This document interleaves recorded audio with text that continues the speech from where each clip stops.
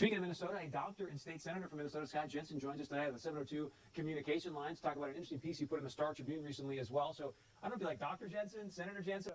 As a physician, I received an email last week from the Department of Health coaching me on how to fill out death certificates. And I've never really received coaching from the Vital Statistics Agency in terms of how to do a death certificate. But basically, I felt like they were saying, you know, you don't have to have a confirmed laboratory test for COVID-19 in order to make the death certificate be COVID-19. So, wait. Sir, sorry to interrupt you. That what you just said, I think, is critically important. Can you repeat what you just said, please? Well, last Friday, I received a 7-page document that sort of told me that if I had an 86-year-old patient that had pneumonia but was never tested for COVID-19, but sometime after she came down with pneumonia, we learned that she had been exposed to her son, who had no symptoms, but later on was identified with COVID-19, that it would be appropriate to diagnose on the death certificate COVID-19. Now, we've not done that. If someone has pneumonia and it's in the middle of a flu epidemic, and I don't have a test on influenza, I don't diagnose influenza on the death certificate. I will say this elderly patient died of pneumonia. I don't mean to interrupt you, but my heart is sinking right now as you're telling me this. You're a doctor.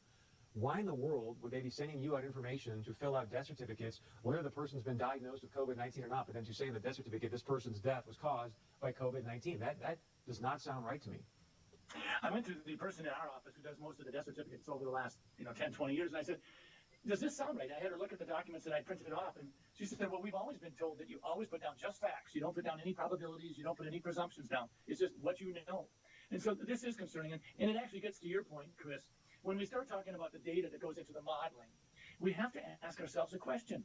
Are we being forthright? Are we sharing with the public? Minnesota, North Dakota, we don't need to be having it sugar-coated. We want to know what's going into your modeling. So with that being said, why would they want to skew the number of deaths due to COVID-19? Well, fear is a great way to control people, and I worry about that. I worry that sometimes we're so darn interested in just jazzing up the fear factor that, sometimes people's ability to think for themselves is paralyzed if they're frightened enough. And that's not where I want people to be. I want people to say, we're going to get through this. I'm going to use my head. I'm going to go to different sources. I'm going to listen to different sources. And I'm going to think for myself, because that's what America's about. Senator, if you don't mind, after this interview, if you can send me that 7-page document, and just for clarity, you were sent a 7-page document by who again?